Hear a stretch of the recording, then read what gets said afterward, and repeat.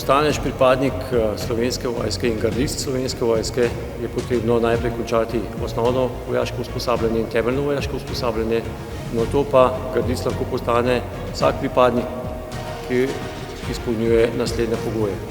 Telesna višina od 178 do 188 cm, kratko strižena in gladko obrita, brez brkov, brat in zalizc, brez vidnih tetovaž, brazgotin, sposobnost opravljanja gardnih in vojaško-protokolarnih nalog brez očal, brez telesnih posebnosti, ustrezna in preverjena fizična in motorična sposobnost.